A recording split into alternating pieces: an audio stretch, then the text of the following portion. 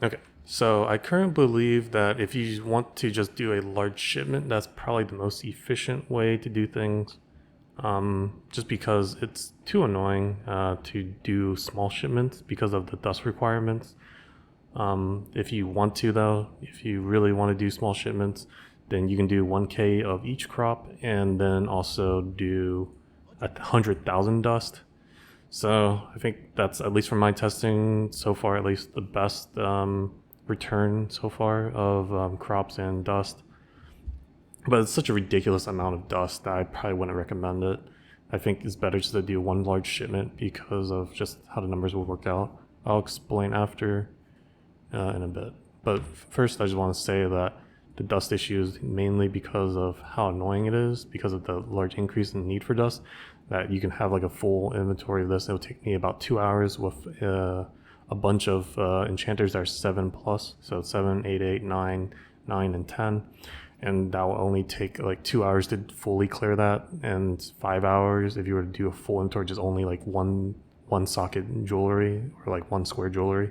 So that's too ridiculously annoying. It's like the amount of dust you get back is so little that it would take hours to get back to be able to do that. So it's like if you want to do these type of trips, it would take a lot of downtime just waiting for your dust to collect, because you would need about 600,000 to do 2 trips of 100,000 per ship an hour. So that's probably why I wouldn't even suggest it. But if you want to, you can, for at least in my opinion, the best results. And then we can go over why. Okay, so this is basically initial testing I did when to patch it, and it just shows that the amount of currency increases with dust. So now it actually affects it. So 109 becomes like 110, 111, or 110. So almost no difference between 500 dust and 8,000 dust from 0 dust. And then when you do 100,000 dust, though, you get about 10 more currency on average than if you were to use 0 dust.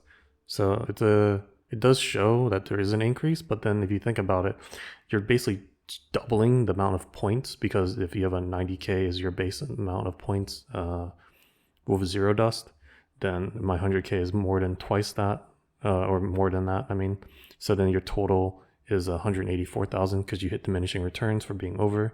So it's like only an 8.5% increase in currency with only with needing to double your points effectively.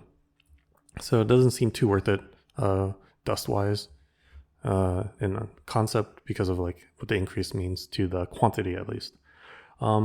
And then I want to mention the diminishing returns. So if you were to have 90k as your base value, then you can have a 90k without hitting diminishing returns. So that's 180k.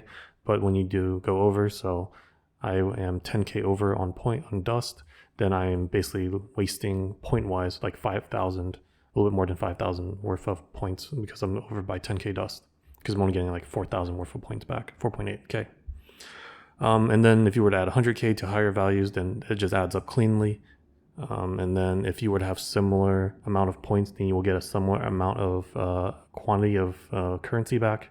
So 280k points and 270k points on average gave back 128 number of currency back. And the weird thing here to note is that the 100k points gave about 8.7% more currency for 2k crops, but then it like went down to 3.1% at 3k crops. So it just means that maybe there's some sort of barrier or like top end of the quantity of currency returned. That's my guess at least. But it's a very sharp drop off on the amount of currency you got back for the same amount of dust. So maybe a percentage of like the overall, because it is increasing. So it's like less than about a third of the value, I mean, or more. But basically that's my initial testing to show that currency does get increased with dust, and the amount of runes doesn't get changed with the increase in dust. So like you see a significant change in currency, but then there's no significant change in runes. It's basically 6 or 5 and 4 or 3 for 1k and 2k dust. And that, not in that order, but just showing that there's no change in runes. And then we go to our actual testing for the patch, and we jumped around a bunch, but basically I tried at 10k, 90k, 100k, so this is equal dust and crops and points. And then I heard people were trying 1k and 10k, so I wanted to test that, see if there's anything there. And then 100K, which I consider like the overflow of, because you're going over the equal parts and you're hitting diminishing returns. And then I want to do equal parts and diminishing returns. And then I want to see if the overflow worked. So we'll start here. The 1K and 10K, it's a very small sample size, but it seemed not promising, because even if I hit a divine or two eventually, the average is going to be very sad. So majority of the time, you're just not going to see anything. And then when I did 50-50, I saw it occasionally. Like you would see a higher currency occasionally, but it's still pretty similar to the 10K. When you do the 100K though, at least I saw from my small sample that you saw consistently higher rarity currency. So like I said, you can try this method of 1K and 100K dust, but it just, again, the dust requirements seem too ridiculous to be worthwhile. It's just too ridiculous. But anyways, you see that occasionally you'll see like a divine, annul, exalt, divine, annul, sacred orb, exalt, divine, annul. So it's like what? I think this is about 7 instances out of 18 runs. So it's pretty significant compared to this, where it's like 2 out of 18 you would see it. And it can be even more ridiculous if you were to compare my test run. If you add this into the data, then you would get another 2 divines on top of the 2 that were found in, or 3 that were done in these tests. But I want to show why this is ridiculous, because let's say it's 5 divines, you would get that out of 21 runs. So 5 divided by 21, 23% chance of, or 24% chance of seeing a divine. That seems pretty good. But then if you were to consider the points, right? So it's 185,000 points or so. And if you were to do just like a 50 million shipment and divide that by 185,000, then that's how many runs you would need. You would need to do 270 runs. So that's like what? Let's say you're doing 4 an hour. So it would still take you like 67 hours of runs just to hit that shipment. So that's why I consider just doing one giant shipment instead. And if you were to go back to this number, 270, so if you were to say that your chances of getting it's like 24%, so 0.24, then that's how many divines you would get, right? So like 64, so we're about 65 divines if you were to do all of those trips. So 65 divines sounds like a decent amount. Not a good example, but because of, let's see, this is Rutu's clip, and he has shown 2 mirror shards and 11 divines. That's about 71 divines there.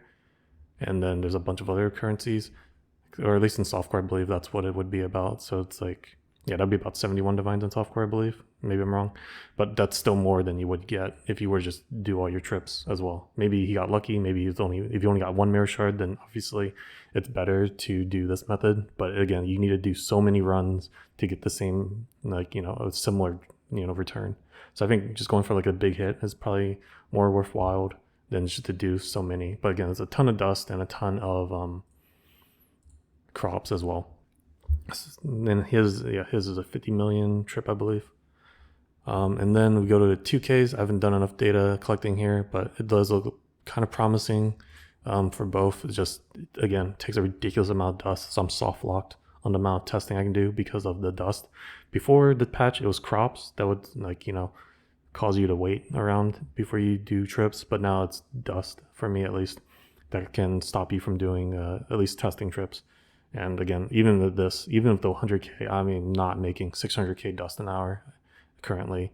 Like you would need to be putting in like top tiered disenchanted items like T0 or T1 uniques to get like probably enough dust consistently. And then I just want to check the overflow idea, where it's like if you put in more dust, then you have crops in value, and it doesn't seem to be working for lower values. So it's like maybe 1K and 2K are decent breaking points. And then I just want to do like a quick analysis for average value versus like the amount of crops and the dust. And it just shows that by far, at least my small sample size, that 1K and 100K dust, 1K of each crop and 100K dust are the best value return for your crops and for your dust and for your average shipment value. But again, maybe I got lucky, maybe it's much lower, but it's pretty significant. This is a super low sample size, but value-wise, it is not worth it per crop or dust because of, again, very significant need of like resources. So I think that's it. Just do a big shipment. In my opinion, it's less work. You will have to constantly restock the disenchanter though, but I don't think it's probably worth sending out ships constantly anymore. At least with this current patch of how they're doing dust, it takes way too much for it to be worthwhile. And because, like I said, 100k dust, which is more than the 1k, only gives you about like less than 10% increase amount of currency. Maybe it gives you like way better odds for better currencies, like I said, for my testing, but it's just too much dust needed.